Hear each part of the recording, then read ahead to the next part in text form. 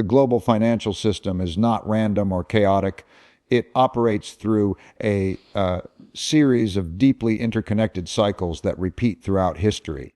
These cycles are driven by human nature, debt, productivity, and emotion. The pattern is always the same. Optimism leads to growth. Growth leads to excess. Excess leads to debt. Debt leads to crisis, and crisis forces a reset. This has happened time and time again across centuries and civilizations because while technology and systems evolve, human behavior remains consistent. People are driven by greed during good times and fear during bad times. The combination of these emotions, along with how governments and central banks react, shapes the rhythm of the entire global economy. Today, we find ourselves at a critical turning point in that cycle, the stage where debt and politics have overtaken productivity and unity. In the earlier stages of the cycle, growth is fueled by productivity. By creating real value in inventing new technologies, building industries, and expanding trade. That's the healthy form of growth. But as nations become wealthier and more confident, they tend to borrow more and work less efficiently. Productivity growth slows down because people become more and more focused on enjoying the fruits of success rather than earning them. The system becomes driven by consumption and debt rather than savings and innovation. Debt is not inherently bad.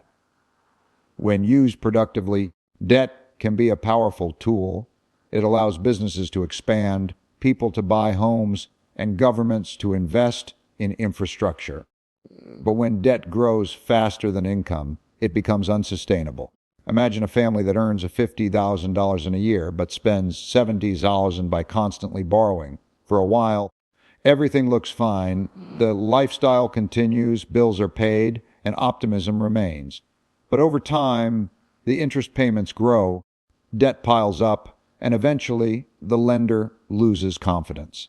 That's exactly what happens on a national and global scale.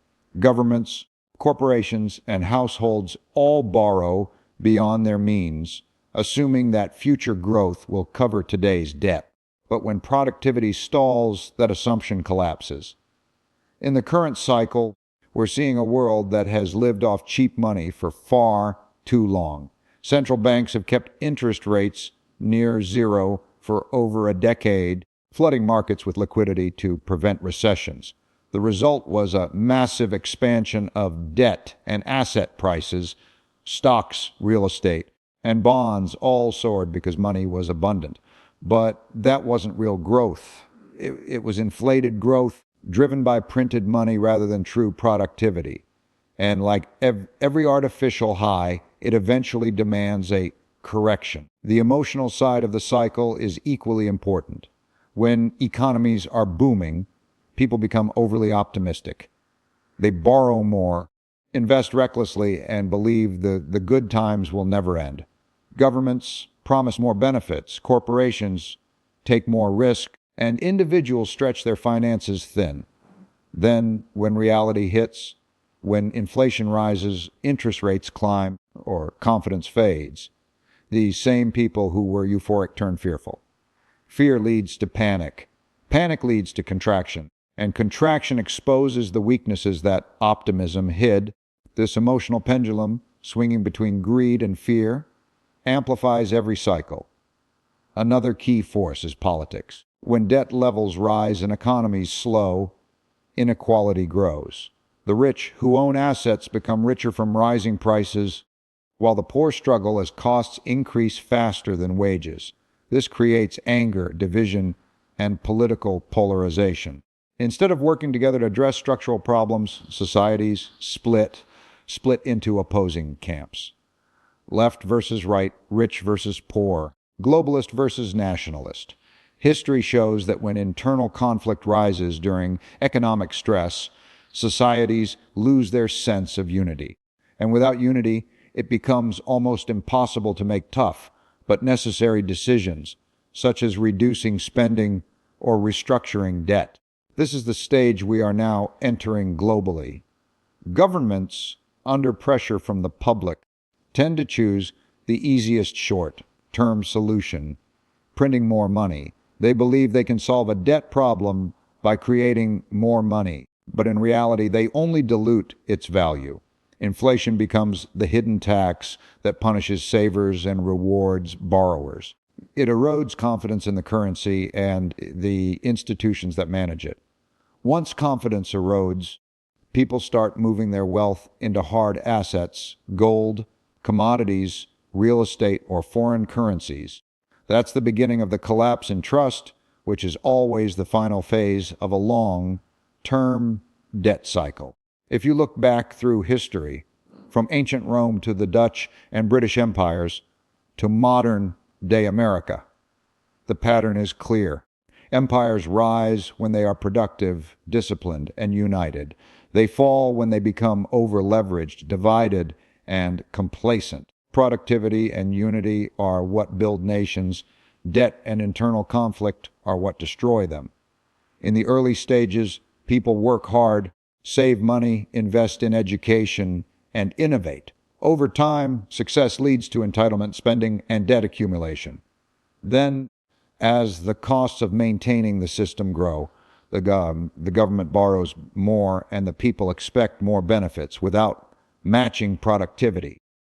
Eventually, the debt becomes too large to sustain, and the system resets, often through inflation, devaluation, or social upheaval. Today, the global economy has reached the late stage of this long-term cycle. Most countries are drowning in debt, productivity growth is slowing, and political divisions are widening. The U.S., the Eurozone, Japan, and even China are all facing structural imbalances that can't be fixed with monetary policy alone. Central banks can no longer print their way out without creating even greater inflationary pressure. Fiscal policy is constrained by public debt. Political compromise is nearly impossible because societies are fragmented. These are the classic signs of a system in the later stage of decline. But here's what's important to understand. This isn't the end of the world. It's a natural process. Just like in nature, systems evolve through cycles of growth and decline. A forest fire may seem destructive, but it clears the way for new growth.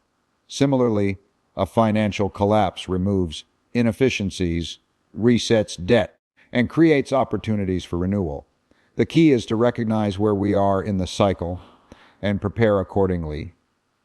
Mentally, financially, and structurally, we must return to the fundamentals of productivity, creating real value rather than relying on printed money.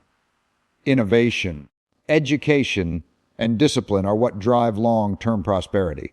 Debt can only be repaid through productivity, not promises. And unity, the ability to work together as a society despite differences, is what allows nations to recover after collapse. If we ignore these lessons, history will simply repeat itself. But if we understand them, we can navigate the cycle with foresight and strength. So, as we stand at this critical juncture, we must recognize that this moment in history is not unique. It is the natural unfolding of the same forces that have shaped every economic era before. The global system is tipping because debt and politics have overtaken productivity and unity. But within this turbulence lies the opportunity to rebuild on stronger, wiser foundations. Those who understand this truth will not fear the cycle, they will master it. Every empire throughout history follows a remarkably consistent life cycle.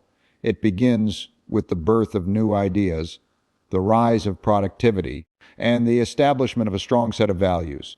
It grows through innovation, trade, and education. It reaches its peak when wealth and power are at their height, and then it begins to decline when debt, complacency, and internal conflict replace the qualities that built it. This is not a theory. It's a pattern that has repeated for thousands of years. From the Roman Empire to the Dutch and British empires, and now the American-led world order, the signs of each stage are visible and predictable. Understanding this cycle is essential because it allows us to see that the global system we live in today is not permanent. It's part of an evolving process that is now moving into its final phase. In the rise phase, an empire is built on hard work, discipline, and innovation. People save more than they spend, invest in education, and prioritize long-term stability over short-term pleasure. This phase is characterized by low levels of debt, rising productivity, and social unity. The government is usually small, efficient, and trusted. Currencies are backed by real assets like gold, and trade expands because the rest of the world has confidence in the empire's reliability. This is how every dominant power begins, not through luck, but through a shared national character built on honesty, productivity, and resilience. Over time, success breeds confidence, and confidence breeds expansion. The empire begins to extend its reach beyond its borders, militarily, economically, and culturally. The people enjoy prosperity, and standards of living rise dramatically. During this stage, the empire becomes a global leader. It exports not only goods but also its currency, language, and values. Other nations hold its debt and aspire to its way of life. This is the period of dominance, the peak of power. For the Dutch Empire, this came in the 1600s. For the British, it was the 1800s. For the American Empire, it began after World War II. However, the very success that builds an empire also plants the seeds of its decline. As wealth grows, people become more focused on consumption than on productivity. They enjoy luxuries rather than building new foundations for growth. Governments begin to spend more than they earn because debt seems harmless during prosperous times. The values that once made the empire strong, discipline, savings, education, begin to erode. Inequality grows as the rich accumulate assets and the poor fall behind. The society becomes divided between those who control wealth and those who feel excluded from it. Debt accumulation accelerates during this phase because money is abundant and interest rates are low. Borrowing appears safe. Governments finance wars, welfare programs, and political promises through borrowing instead of production. Individuals take on personal debt to maintain their lifestyle. Corporations expand beyond sustainable limits. Eventually, debt becomes the main fuel of the economy, replacing productivity. This is a dangerous illusion. It feels like growth, but it's actually the consumption of future prosperity. As debt grows, the empire's currency becomes weaker. Foreign nations start losing trust in it. They demand higher interest rates or begin trading in alternative currencies. This is exactly what happened when the British pound lost its reserve currency status after World War II. And it is what is now starting to happen with the U.S. dollar. When confidence in a currency declines, inflation rises, and central banks try to maintain stability by printing even more money. This vicious cycle of printing and devaluation is one of the last warning signs of decline.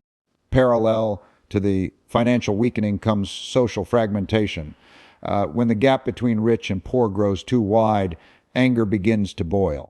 Political systems become polarized. One side calls for more redistribution and government control, while the other fights for deregulation and lower taxes. Compromise disappears. Civil discourse turns into hostility. People stop trusting their leaders, their institutions, and even each other. This internal division drains national energy and weakens the empire from within, often more than any external enemy could. Rome didn't fall because of foreign armies alone. It collapsed because it was already crumbling internally from debt, corruption, and moral decay. As unity fades, foreign rivals grow stronger. They see opportunity in the dominant power's weakness. A new rising empire, usually more disciplined and productive, begins to challenge the old one. This phase is what we call the transition of power. It's one of the most dangerous moments in history because it often leads to conflict, economic, technological, or even military. The Dutch were replaced by the British after a series of naval wars. The British gave way to the Americans after 2 world wars. And now we are witnessing the rise of China, which is competing not only economically, but also geopolitically with the United States. The balance of power is shifting once again, and history tells us this transition is rarely peaceful. The decline phase is marked by desperation. To sustain their standard of living, governments borrow even more. They print money to pay off old debt, which leads to inflation and loss of confidence. Social programs expand, wars become more frequent, and populism rises as leaders promise easy solutions to impossible problems. The people lose faith in their system. Eventually, a breaking point is reached. The currency collapses, the debt becomes unpayable, and the empire is forced into restructuring or replacement. The decline is complete when its global influence fades and another power takes its place as the world's leader. The U.S. and the Western-led global order are now in this late stage. The symptoms are clear: record debt levels, extreme political polarization, fading trust in institutions, rising inequality, and challenges from foreign powers. The American dollar, once considered invincible, is now facing competition as other nations begin trading in alternative currencies. The military remains powerful, but its global dominance is being tested. Social cohesion is eroding as cultural conflicts intensify. These are not random events. They are structural outcomes of a long-term cycle reaching its final chapter. But the purpose of understanding this cycle is not to spread fear. It's to gain clarity, because every collapse gives birth to a new beginning. The Dutch decline led to British innovation. The fall of the British Empire paved the way for American leadership. Each transition brought pain, but also renewal. The same will happen again.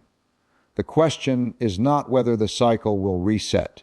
It's who will adapt fast enough to lead in the next one.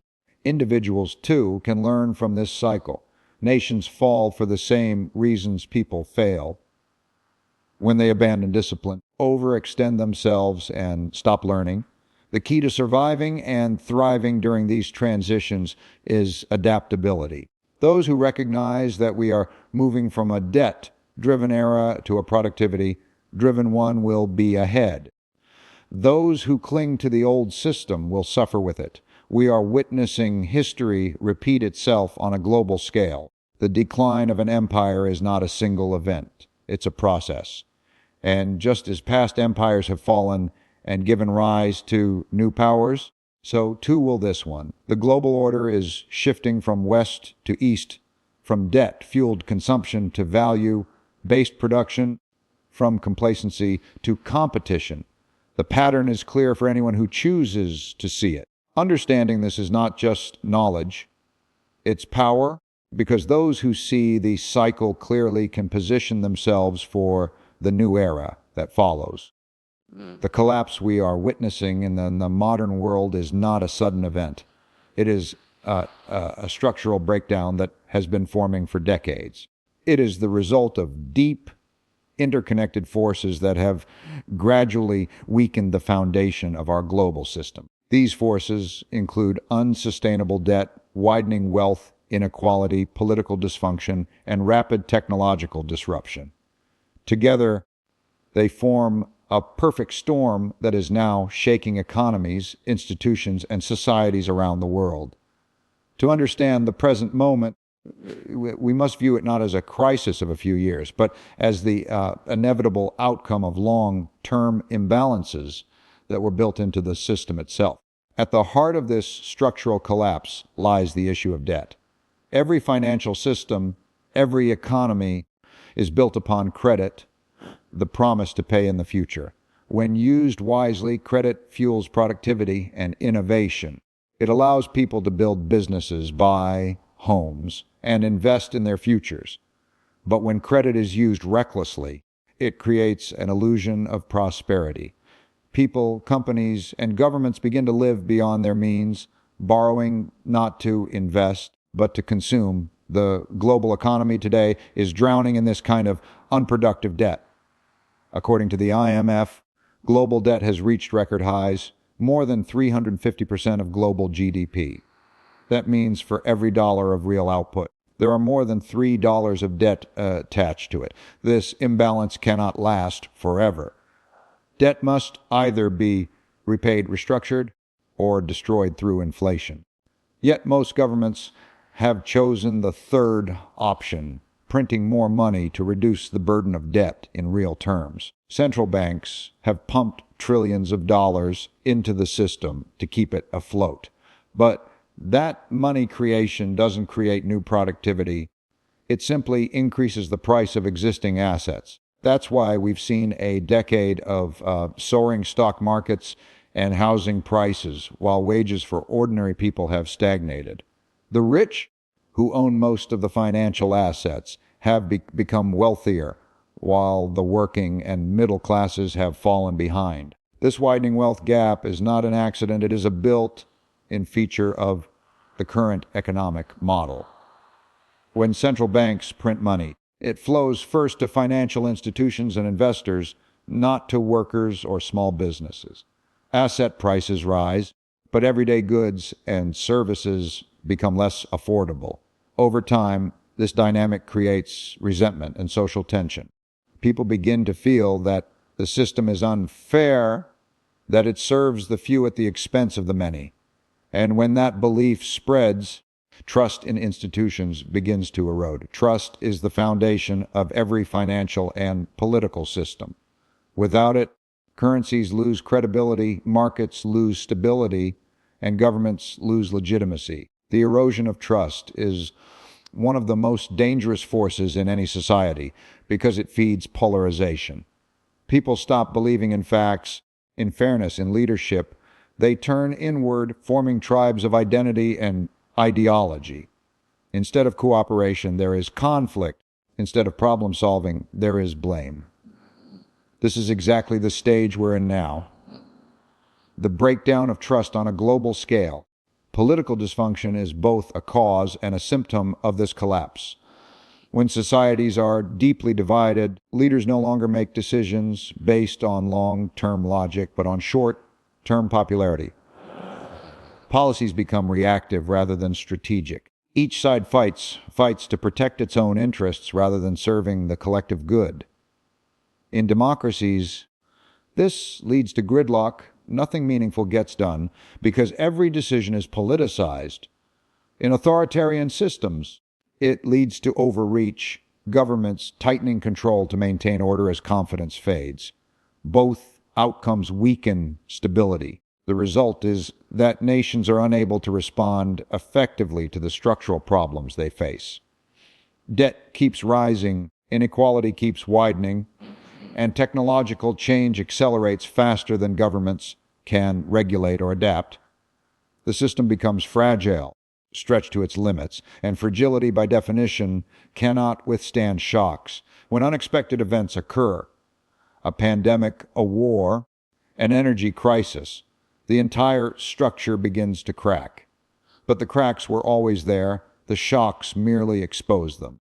The 2008 financial crisis, the COVID-19 pandemic, and the inflation surge of the 2020s were not isolated events. They were symptoms of deeper dysfunction, a global economy built on excessive leverage, artificial growth, and short-term thinking. The same mistakes keep repeating because the